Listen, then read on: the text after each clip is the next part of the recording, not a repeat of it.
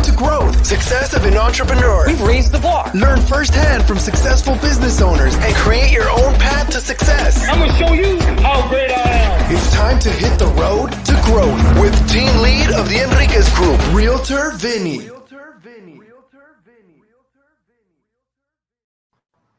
Wow. How you Road to Growth listeners. Today I have Sean Entin.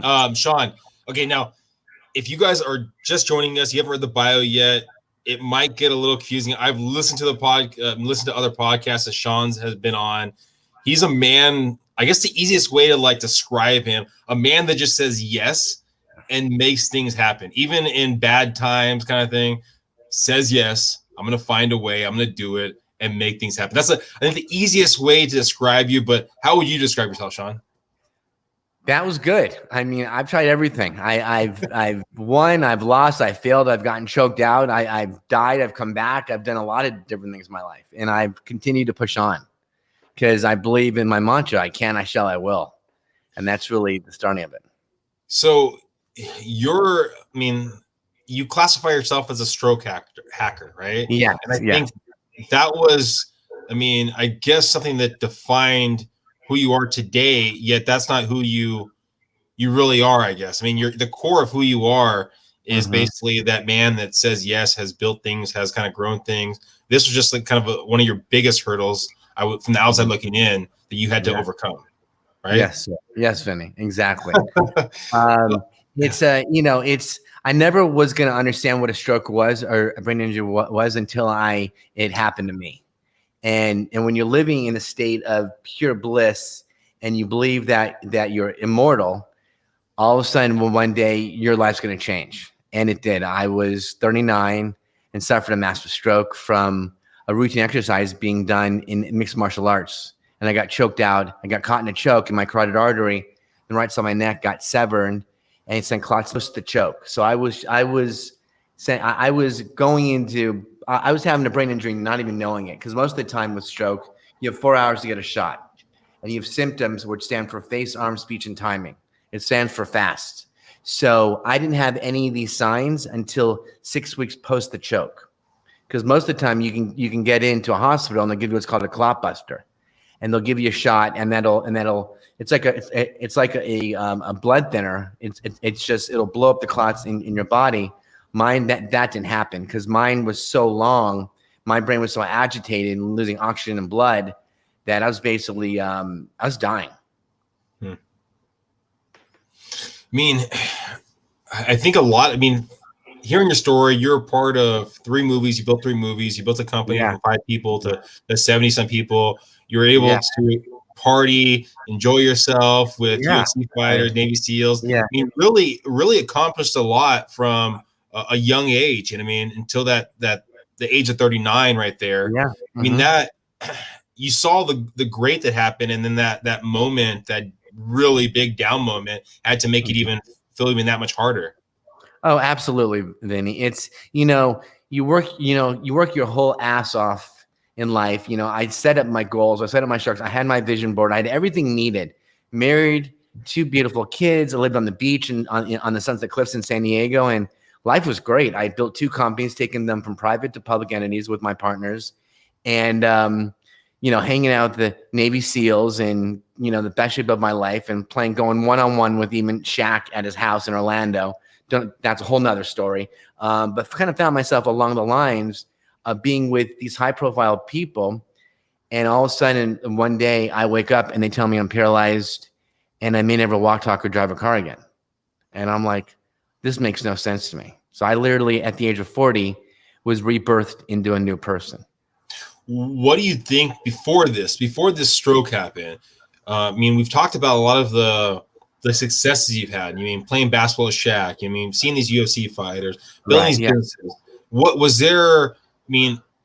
One of the bigger hurdles that you've had to kind of work through before this stroke, do you kind of remember? Yeah, absolutely. Just getting through the lows and the highs and the lows every day in business. It's like I tell all entrepreneurs, get ready to. I tell all the if I go teach an entrepreneur class, the first thing I tell the kids are get ready to get paid last and to get sued first. You got to be able to really weather the storm. But when you get through and open up that business and you actually can figure out what the model is and where people are good at being in positions, it starts to kick over. But most of the people fail because they don't even get up to the starting line, and they're afraid they can't get their logo done. They don't even know how to get a website up. They're so caught on the minutia of everything else that I just tell people, you got to jump in the water and start swimming. You got to start playing. And that's what I've always done. I mean, most of the businesses I've started and built, I had no idea what they were about. I just knew that my internal gut said I got to get involved with these companies, whether it's film and finance, whether it's real estate, whether it's building a greenhouse builders, which was in my energy efficient company in San Diego, or building a tequila company with Shaq. I mean, it was all part of being right place at the right time and really surrounding myself with brilliant people who are smarter than me always. That's my key to success.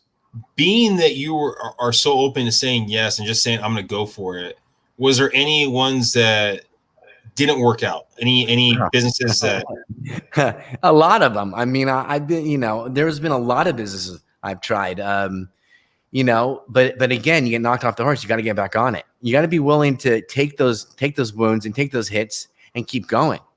And shit, I got kicked off a horse a couple of times. Obviously, it led to the brain injury. It led to a stroke. It led to me being paralyzed. But I have to still overcome that. I'm still living with that every day. How do you separate being strong in your mindset of saying this is the right path for me and not being stubborn and finding out maybe this isn't the right business for me? Well, you know what it is? I tell everybody, if you're getting up every day and you're going to work, obviously with the pandemic, it's not really, but I tell everybody, I'm telling everybody you're going to work every day, you're not really enjoying your life. You got to tell everybody you're waking up every day and you're going to go have fun and you're going to go complete a mission and have and keep that passion driving, because the passion is what builds any company. You look at Elon, you look at Steve Jobs, you look at what Bill Gates, whatever they're going to do, Michael Dell's of the world, Serge Branson, they did it because they believed it and they believed that they were having fun. If you don't have fun at what you do, get the fuck out of that business. Go do something what you enjoy. I put people in positions in my company. What do you like doing? I like selling. Great. You like marketing and sales? Do you like finance? No, I hate numbers. Well, I'm not going to put you in the accounting division if you hate numbers. If you want to sit and analyze numbers all day long, I've got a whole accounting department that I'll put you in. If you want to project manage people, I've got that position too. So I look at people and interview them and go, what are your loves? What are your interests? And I want to teach you by being inspiring and not fear-based. Because I don't believe you run a company based on fear. Because everyone's like, am I afraid to get fired? Am I afraid to even show up tomorrow? I don't want that. I want a family. I want to build a tribe. So you're not picking the person when you're hiring someone based off of the job that I guess they're looking for, but more about the love of what they're looking to do. But so what would you say is a quality that they must have, and a quality if they had it, you don't want to hire them? I want to make sure that they're happy with me and with the company and with the team. The interview that I look at people is to make sure I'm catering to them. What are their needs? What do they want to do? How can I be of service to them? Because I believe you build a company, everyone says it starts from the top and goes down. No, it goes from the bottom up. The bottom, and there's no bottom or up in any companies. Everyone I look at being equal. And I'll never ask anybody in any of my companies to do something that I would not do.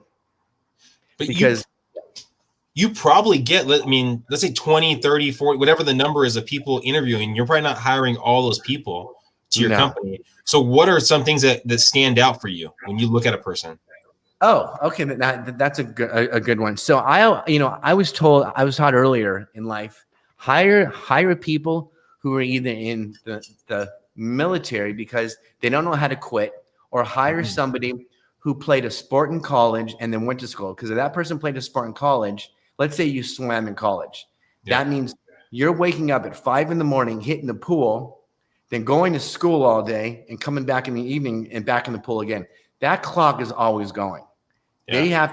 Their mindset is ready to go.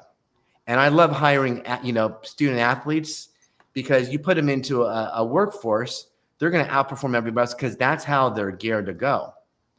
And, so that's what I would say. I always look for people like, and then the whole thing of entitlement of people coming in saying, I went to this Ivy League school, went to that Ivy League school. That's great. But what have you done for the community? Where have you traveled to?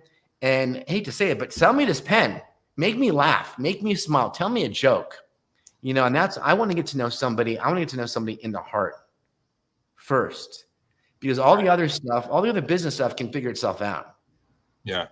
No, that makes sense. I mean, I love that. And if you didn't play a sport and you're listening right now and you're looking to apply for one of Sean's companies.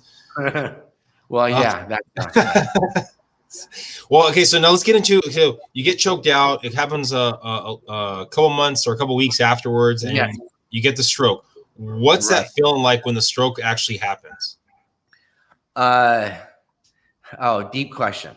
So again, I went unconscious. So the whole thing was, I wasn't even in San Diego. I was in San Luis Obispo visiting my money manager for the weekend of Thanksgiving, taking the family away, just getting some time off in San Luis Obispo, which is about 2 hours north of LA. We're in the wine country. The kids want to play together. They're out. These, my kids are on bikes still. They're running around. A new change of pace. And, I woke up on Thanksgiving on Black Friday, literally the day after Thanksgiving, after we had food and we had a couple of glasses of wine. And I remember looking in the mirror and I remember seeing my soul leave my body. And the next thing you know, I'm seeing, I can't move my left arm. I can't position my hand in front of my face. I have no conception of what this hand is doing. My face is drooping. My speech is horrible. And I'm literally said to Stephanie, who's my ex-wife at the time, I said, call my dad. He's a doctor. I think I'm dying. He tells her, call the paramedics right now. I think my son's having a stroke. Vinny, I didn't know what a stroke was. I thought you had to be out of shape. You had to be a smoker. You had to be something else. I was in great shape. I was at 39. I wanted to be a Navy SEAL. Not that I was going to go back in the military, not that I was ever in the military, but I had that mindset that if anything that's put in front of me, I'm going to accomplish it.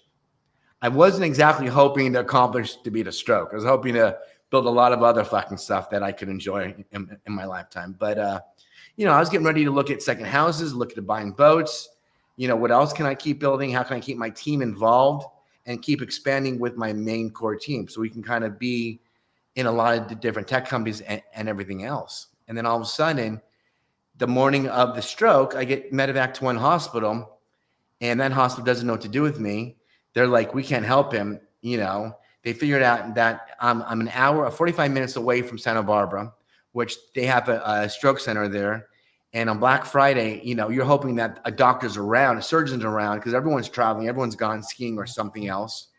It turns out that there happened to be probably the number 2 or 3 neurosurgeon in the world sitting in the emergency room at that time, picks up the phone, here's what's going on with me, and sends out a helicopter to 45 minutes away from me. If I would have driven there in an ambulance, I would have died. I would have crashed. I would have died.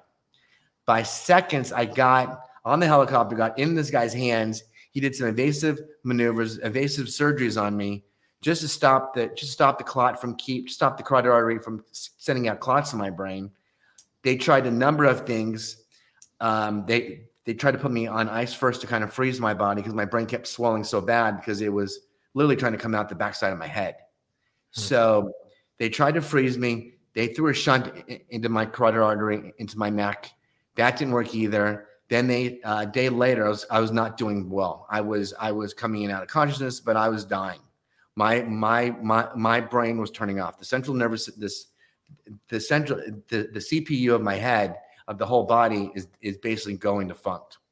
The brain shuts off, the rest of the body's going to die. So he knew this. So what he had to do was he had to induce me into a 10-day coma, hoping that in that time, my brain wouldn't be as inflamed and it would start to heal itself. Well, that did not work, Vinny. So what he had to do after that was he had to do what's called a craniectomy, which they had to take the skull off my head and let it sit outside. Literally this whole piece of my skull was taken off my head, stored in my abdomen pocket just to preserve the skull tissue. They put it in my abdomen to store it, which is a whole bizarre story. Woke up from the coma. not being able to speak and being told I'm paralyzed or paraplegic and that I'm never going to regain much ever again. And the chance of me doing much more is probably slim. Now that in Santa Barbara, he had more hopes because my brain was starting to come around a little bit further. My speech was starting to come back, and where the brain injury happened on the right side didn't affect my cognitive as much as most other people. So my speaking was coming back. So he initiated therapy to me in the ICU within a couple of days of me waking up from the coma, just get me back reacclimated because my brain was that of a 3-year-old kid in a 40-year-old body. Okay, so you're told all this kind of stuff. Right. However, I was told all, I'm sorry to cut you off. I was told all that stuff when I got shipped down to San Diego to do my inpatient rehab.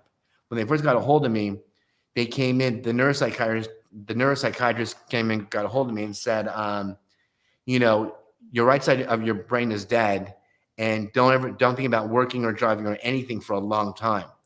And I looked at her with all I had and said to her, you're fired, get me a new team of people and tell me what I can do. Don't tell me what I can't do. And I'm still learning my speech. So something was implanted in me that I knew I needed to keep going because I was in the best shape of my life. I was training with Dan Henderson. I was playing basketball with Shaquille O'Neal. I was, running with the Navy SEALs. Life was great. I mean, I was in tip top shape, not knowing that I was getting ready for the fight of my life. So when this lady said to me, I was going to do all this stuff, I fired her and got a team of people in to see me. And I kept telling them, tell me what I can do and tell me how to get out of this bed and start walking again. Cause I want to get into that gym over there. I had no mobility. I had no legs. I was completely paralyzed completely. I mean, I was totally out of it. So I think most people, I mean, if they were told what you were told, would have probably just, let their emotions out and cried and, feel sorry. Even for a moment, there wasn't even a moment that you just basically. Oh, Vinny, it was horrific. I mean, my brain, again, I was so angry. I was so upset. I was on so many meds. I was cursing at everybody, swearing at everybody. I had the worst Tourette's. I had the worst. I could have been, if you want to study my brain emotionally, I was off the charts. I was I was suicidal. I didn't want to live because I kept feeling the pressure of my head because it was trying to heal. Understand, they literally I had like 20 some stitches. I mean, it looks like a horseshoe. I grew my hair back, but it was the emotional side was tougher. I mean, it was so much harder than regaining my physical side. But I was so determined to regain the physical side that I wasn't allowing my brain to actually keep up with what was going on with my body, the emotional side of it. How did your wife and your 2 kids take the situation? It was very tough. I mean, my kids were 18 months old and 4 years old. And here I am in San Diego before this all happened. We lived 18 minutes from SeaWorld. Literally, I had a child in the Bjorn on my chest, another child on my shoulders, 2 kids on me, and we're off to SeaWorld, we're off to the zoo, we're off to, the Wild Animal Park. San Diego's a great place for children. You know that. I mean, it's like being on vacation every day. And when I came home and realized that I couldn't even be around my kids because the sound and the noise and the light hurt me so bad, I actually had to be separated from them for a while so I can go back and heal. So we came back up to Los Angeles and I had to move back in with my parents just so I could let my brain heal so I can catch up to everybody else. Because you have control of yourself and the mindset that what you're doing, right? And you're saying, I'm going to do this, I'm going to make this happen. Yet and that has to be harder for a 4-year-old, for your wife to fully understand what you're going through. And now you have to almost worry about their emotions, their mindset.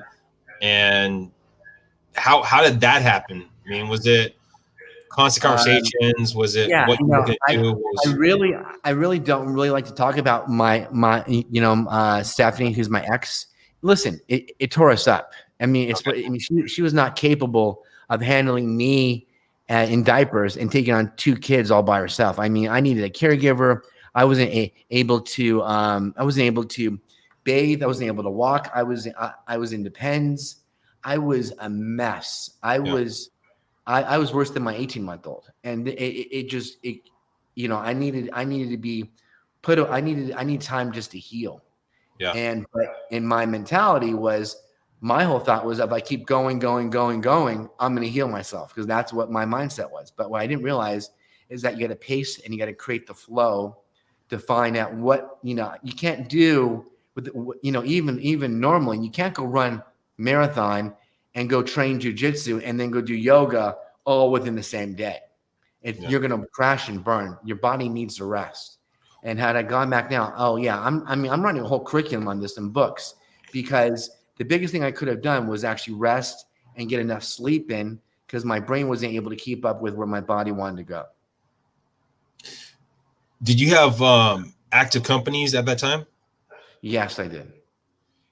How was that? Their leaders gone, their leaders not there. Well, I was one of a handful of guys, but Okay. I was, in a sense, I was the glue. I was the chief marketing officer. I was the guy who kind of was putting everybody together and making sure things were flowing right. I was never the CEO. I didn't want to be the CEO. I didn't want to be a spokesperson. I was the guy behind the guy, you know, and then all of a sudden having the stroke, I become the stroke hacker, but I now become the voice. I speak for those who can't speak for themselves, and I stand for those who can't stand for themselves. That's what I've become. You know, I've thrown out the first pitch for the Angels, thrown out the first pitch for the A's, but I take on people now what their challenges are, and it could be either, you know, a brain injury, it could be a stroke, it could be the loss of a loved one through a death, it could be cancer, it could be a heart attack. It doesn't matter. We all go through trauma. But the key is with trauma, how do you get from trauma to triumph? How do you get on that road to recovery? And how do you really create the new you in that whole process? I mean, do you have I know it's a big question, and if I were to say, oh, what's the answer, right? Because people are listening right now like, oh my gosh, man, he's gone through so much. I mean I've gone through this too. I mean, what's the answer? Is there a game plan? Is there a spark notes? Is there basically something that you can Yes, I've created the game plan. I've created the curriculum. I'm building what I think is going to be the companion book in the Bible to help these people get back. Because listen, I believe in Western medicine. I believe in the MD world completely. I believe these surgeons saved my life, but I also have a belief there's Eastern medicine out there. There's plant medicine, there's chiropractors, there's nutritional people out there who can really help the body heal on that level. So what I do is I've kind of merged both worlds, and I give people what I've done because I'm not a doctor. And I say, here's what I've done. You now make your own choice. If you want to talk to me, you want me to help you with what you're doing, I can help you through anything. I know I can. I know if you're having issues with, you know, a virus, bacteria, a disease, a brain injury, anything that's holding you back, there's probably somebody that I know in my circle I can turn you on to help you to get through that. But most of the time, it's moving. Vinny, it's keeping that movement going. If you move, you're going to improve. And the biggest thing I tell people now, besides my mantra, I can, I shall, I will, where actually people, I started talking about my stroke the original show was called 5 Minutes with Shawnee. It was on Facebook. And I started talking to people, and that led to 2 to 4 to 5 people, to thousands of people, me talking literally on my old iPhone 4 or 5 way back in the day. I mean, holding a camera like this going, here's what I'm doing today. And I created this mantra. Next thing I know, I have people who put tattoos on them. They took my mantra, they tattooed themselves, and they go, hey, we need you to show up more. And I'm like, I guess I'm helping. And now I get people calling me, and they're like, I'm having challenges. I'm doing this. So I've actually helped people get back into their driver's seat, help people get back to work and get reintegrated with their loved ones. Because what you want out of it is you want independence. Because the biggest thing for us being a brain injury or stroke survivor is to regain that independence and how to get reintegrated back into society. So that's where we're at. It's just been a tough, it's a tough challenge, but yet people have to want to do it. Yeah. Do you ever, and I mean, I know this sounds like it's a tough question. Do you ever feel you get sympathy for your situation? Because I know that's probably can be deflating. I mean, I would assume because you're okay. Yeah, and I mean, well, listen, I limp. My left arm doesn't work 100% either. Yeah. A lot of the stuff in my life is challenging. So people see me come in, they'll go, "God, this is a handsome guy," but he's got I get people all the time going, "Hey, so what happened to you? I mean, bad skiing accident? Did you get in a car accident?" I have fun with it. I say, "Listen, what do you really want to know?" I told people in the beginning, back when I had a shaved head and I scars all, I said, "Don't go swim in Catalina because the great whites are out there." It's like you got to bring humor to this. And it's like, you see me, I got bit by a shark. You should see that shark. I mean, everybody has imperfections, but it's that finding the love and the peace within inside of you to allow those to be possible. Because everyone has this impression with the pandemic that everything's impossible. That's so bullshit. Impossible means I'm possible. So if we all believe that we're possible of doing anything, anything can be accomplished. Yeah, I mean, I had a guy on the podcast, Alex Montoya. He was born with no arms, one leg, and it was one of those things that when people saw him, they basically assumed he couldn't do X, Y, and Z. So he had to learn how to change the way that he entered a room, entered a conversation, so they didn't see that as a negative, but they saw it more as a positive. Yeah. Is that kind of Oh, yeah. It's just about showing up and knowing that, hey, I'm as human as this next person is across from me, or this room of people that I speak to, whether it's on stage or it used to be on stage, or whether it's now on Zoom. It doesn't matter how you look. It's about how you're showing up, and people are going to feel that heart or that, everything. I've got huge empathy. I've got huge kindness and compassion. I didn't have this, Vinny, before my stroke. I was racing to make millions. I already had that, but I wanted to become the next whatever, is always more and more and more and more. And to be honest, too, on that note, you die with all these millions. You can't take the money to heaven. What are you going to do with it? Like, where's it going to go? But all you can do is when you pass away, is what memories are you going to leave behind? Like what you're doing now with this podcast, forever and a day, this will exist in the, in this cloud of what we call the web now, that you'll have memories of telling people stories. Because I believe stories are what really people need to hear. So if we had the ability to go back in time, and I know not changing it, but if you could talk to your 20-year-old self, the one that was everything you touched turned into gold, and I mean that still might be you, but at that time, is there any advice you would give that person, that kid? Of course, slow down and breathe. Slow down and breathe. There's nowhere to go. Be in the moment and enjoy life. Just enjoy life. Just shut your eyes. Let all the noise go away, and just wherever you think you're going, you're not going to end up going there at this pace. Because if you're running so hard and so quick, Vinny, with anything, and this, you're in real estate, you can't close a deal any faster than what's going to happen. Yeah. The banks, the mortgage companies, the titles, everything that you go through with closing a property it takes time.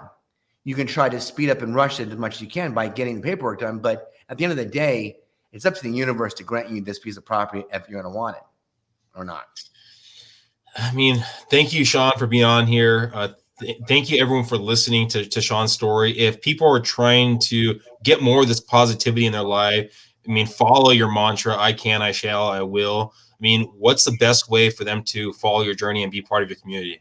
Oh, strokehacker.com. Just go to strokehacker.com and they'll find me. I'm Sean Entin. I've been on CNN. I've been on ABC. I've been all over the news. I'm not leaving. I'm here, and I'm committed to help 1 million people in the next couple of years get over all their humps, all their challenges, and let's provide solutions, and let's get these people back into living extraordinary lives. Because being ordinary sucks. Being extraordinary is awesome.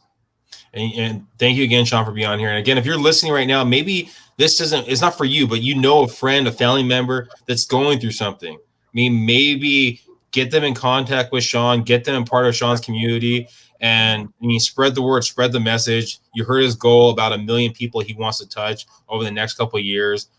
Help him get on that journey. Thank you, Sean, again for being here. Thank you. Vinny, thank you so much, man. Anytime for you. I love you, pal. Thank you. Appreciate it. Thanks, Sean.